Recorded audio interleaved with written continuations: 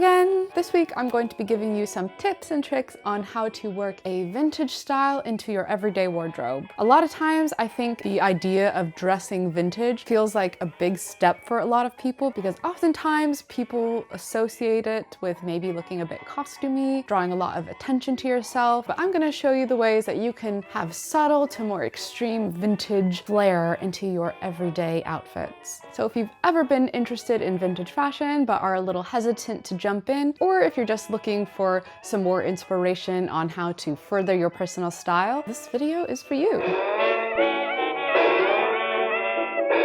If you're interested in vintage fashion, you've probably already done tip number one, and that is pick an era. This is where you'll be taking your inspiration from. Maybe it's the tailored yet feminine shapes of the 1940s, the cute and mod stylings of the 1960s. Whatever it is, pick something that you are already identifying with. Maybe it's a classic movie you've always loved. It will make every other step a whole lot easier for you to hone down on one or two eras or styles. Of course, you can do whatever you want. I certainly do. Right now, I'm pretty much a love child of Geppetto from Pinocchio with the dark academia aesthetic. My second tip is deciding whether you're going to go for more of a recreation or an influence style. Now, on one hand, more of a straight recreation might be easier for some people because you are essentially going to pick an outfit or pick an era and try to recreate it more or less faithfully. You have a guide to follow and your path is more outlined for you. You just have to find the things that match up. On the other hand, choosing a certain era as an influence might be more up your alley. This is what I tend to do. This will allow you to be very creative with your style, but it will also require you to think out of the box and come up with those influences and inspirations on your own, like Dark Academia Geppetto. Now, when starting a vintage wardrobe or working it into your existing wardrobe, the best place to start is with separates. It can be very tempting to be drawn to all the beautiful dresses out there, but investing in a few good separates will really make your wardrobe go a lot further. And they're very easy to come by either through modern clothing stores or by secondhand. A button-up blouse can be worked into almost any decade.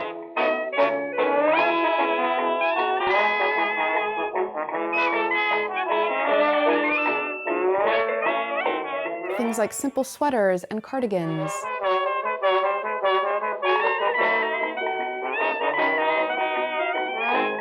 And the thing I find really makes or breaks the vintage look is often the bottom half of your outfit. Whether that is investing in some circle or A-line skirt or a few interesting trousers.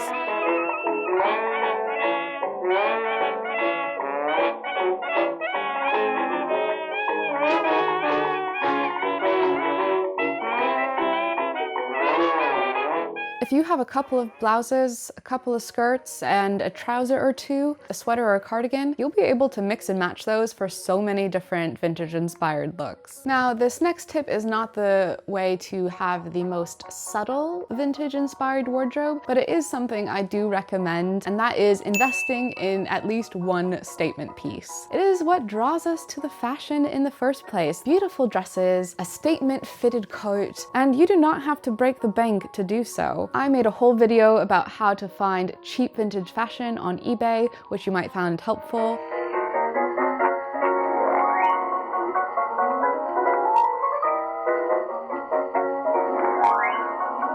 But it will give your wardrobe that little bit of special vintageness that can make the difference. Now that we've covered the clothes, we're going to get into the details. First, the details is footwear. For me, footwear is all about basics. They are an addition to my outfit. They aren't really the focus, and they're just there to complete the look that I'm going for. For me, this means a good pair of boots, a pair of classic shoes, maybe a loafer, and a pair of pumps for when I'm feeling fancy.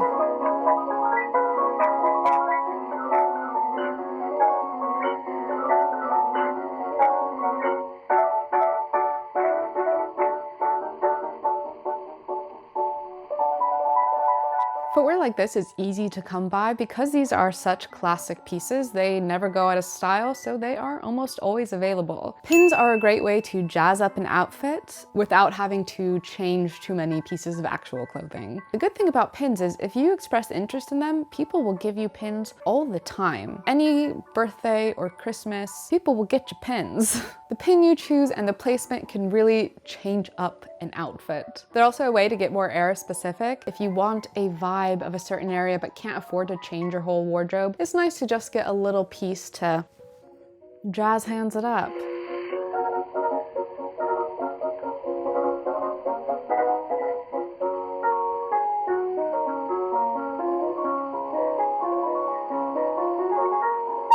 Now, the last piece of the puzzle to complete your vintage-inspired look is, of course, the hair. Now, I know we don't always have a lot of time for complex hairdos in our life. My go-to when I am feeling lazy, out of time, maybe my hair is a little greasy and I just need to have a basic vintage look is the basic twist and push. That is where you take the sides of your hair, twist them, push them out a little bit, pin them in place, and this can be the basis for so many vintage-inspired hairstyles.